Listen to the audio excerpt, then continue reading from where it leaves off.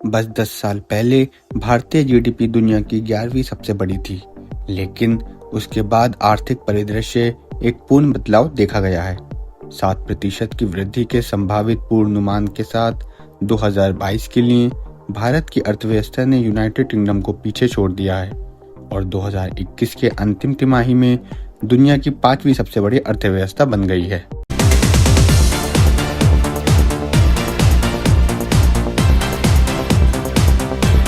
भारतीय प्रधानमंत्री नरेंद्र मोदी ने भारत के 75वें स्वतंत्र दिवस पर लाल किले दिल्ली से संबोधन करते हुए पूर्वानुमान किया कि भारत जापान और जर्मनी को पीछे छोड़कर दुनिया की तीसरी सबसे बड़ी अर्थव्यवस्था के रूप में उभरेगी। लेकिन क्या ये सब सिर्फ परिकल्पना है या इनमें कुछ सत्य है?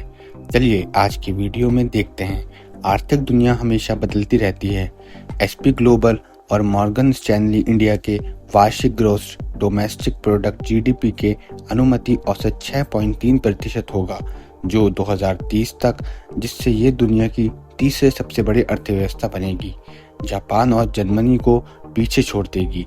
दिसंबर 2022 में मॉर्गन स्टैनली ने ये भी पूर्वानुमान किया था कि 2031 तक भारत की जीडीपी वर्तमान स्तर से 2 गुना हो जाएगी। भारत एक विश्व योग्य आर्थिक बढ़ोतरी की ओर बढ़ रहा है, जिसे भारी कंधों पर आधारित किया गया है। विनिमय में निवेश, ऊर्जा परिवर्तन और देश के उन्नत डिजिटल बुनियादी संरचना पर। इसलिए कई आंकड़े इस बात की ओर परिचायक हैं कि भारत आने वाले सालों में विश्व की तीसरी सबसे बड़ी अर्थव्यवस्था बनने की संभावना है। लेकिन ये सब कैसे हुआ? चीन की तरह भारत ने स्वयं निर्भरता की नीति पर विश्वास किया। एक आयात आधारित अर्थव्यवस्था के बजाय देश ने औद्योगिकरण और स्वदेश विनिमय के माध्यम से अपनी अर्थव्यवस्था को बढ़ाने पर ध्यान केंद्रित किया। भारत कभी भी अंतर्राष्ट्रीय वित्तीय संस्थानों पर निर्भर नहीं करना चाहता था, जैसे कि इंटरनेशनल मॉनेटरी फंड यानी IMF, विश्व बैंक और एशियाई विकास बैंक, या विदेशी देशों से सहायता मांगना। चीन की पादचार्यता के अनुसार करते हुए भारत ने भी विदेश निवेश को आमंत्रित किया और व्यापारिक क्षेत्र के संस्कृति को परिवर्तित किया जब इसकी अर्थव्यवस्था स्थिर हुई। भारतीय सरकार पहले से ही दुनिया की तीसरी सबसे बड़ी अर्थव्यवस्था बनने के लिए पहल कर रही है, जिसमें निजी कंपनियों की सहायता करने पर ध्यान केंद्रित करके, जैसे कि उत्पादन संबंधित प्रोत्साहन, PLI जैसी कार्यक्रमों के माध्यम से विनिमय निवेश और उद्योगों के लिए निर्यात को बढ़ाने पर ध्यान केंद्रित कर रही है। ये भारत को एक वैश्विक विनिमय हब बनाने में मदद करेगा। 2020 में प्रस्तुत किए गए ये उद्यम विदेशी और घरेलू निवेशकों को छूट और लाइसेंस की स्पष्टता के माध्यम से लाभ पहुंचाते हैं, साथ ही अन्य प्रोत्साहनों के माध्यम से देश को लाभ पहुंचाते हैं। कर्नाटका की राजधानी बेंगलोर भारत को तीसरे सबसे बड़े अर्थव्यवस्था बनने के कारण भी है। बेंगलोर भारत को IT हब और सिलिकॉन वैली के रूप में भी जाना जाता है। ये शहर विदेशी निवेशकों और बहुराष्ट्रीय कंपनियों का शीर्ष पसंदीदा है। सभी वैश्विक IT जायंट्स का 80% कार्यालय बेंगलोर में है। ये दुनिया के सबसे होशियार शहरों में से एक भी है, जिसकी GDP $110 बिलियन है और यह भारत के कुल IT निर्यात का 34 या 40% योगदान देता है। MNC अब पहले से भारत में निवेश के लिए खुले हैं।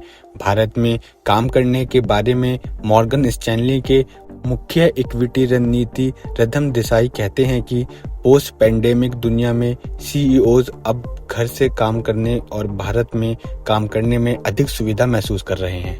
उसके अनुसार भारत में विदेश में नौकरी करने वाले लोगों की संख्या कम से कम दोगुनी होने की संभावना है, जो 2030 तक 11 मिलियन से अधिक हो सकती है।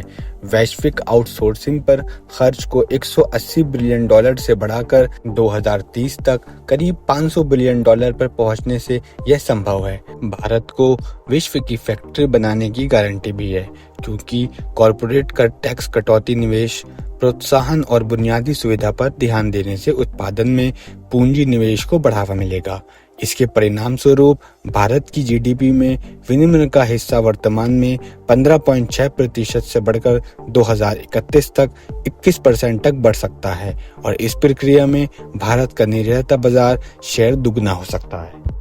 भारत ने 10 साल पहले से ही एक और डिजिटल अर्थव्यवस्था की नींव रख दी थी, जब उसने एक राष्ट्रीय पहचान प्रोग्राम आधार की शुरुआत की, जिसके जरिए जन्म स्तरीय आईडी बनाई गई थी, जो आवास के प्रमाण के रूप में काम करती है और वित्तीय लेन देन को डिजिटल करने में सहायक है।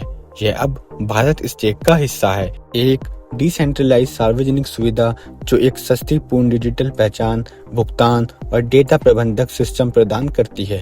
भारत स्टैक भारत की खर्च, कर्ज और स्वास्थ्य सेवाओं तक पहुंच को संबंधता में बदल सकता है। परिणाम स्वरूप भारत की आय वितरण अगले दशक में बदल सकती है और समग्र खपत देश में $2 ट्रिलियन से बढ़कर इस दशक के अंत तक $4.9 ट्रिलियन तक हो सकती है। संक्षेप में कहें तो भारत को कई समस्याओं का सामना करना पड़ा, जैसे कि वैश्विक मंदी, जो भारत की व्यापार प्रभुत्व अर्थव्यवस्था को धीमी करने की आंशिक संभावना थी। फिर भी देश ने पिछले कुछ वर्षों में आर्थिक मानचित्र पर उच्चारित हो गया। कुछ विशेषज्ञों के अनुसार यदि भारत इस दर से आगे बढ़ता रहता है तो वो दुनिया की सबसे बड़ी अर्थव्यवस्था भी बन सकता है। शायद इसमें कुछ वर्ष लग सकते हैं, लेकिन ये जरूर होके रहेगा। तो आज की वीडियो में इतना ही। आप अपना ख्याल रखिए और यदि आपको हमारी वीडियो पसंद आई तो लाइक और सब्सक्राइब कीजिए। इस वीडियो को अपने दोस्तों के साथ शेयर करें। अगली बार ऐसे ही किसी दिलचस्प टॉपिक के साथ मिलेंगे। तब तक के लिए जय हिंद।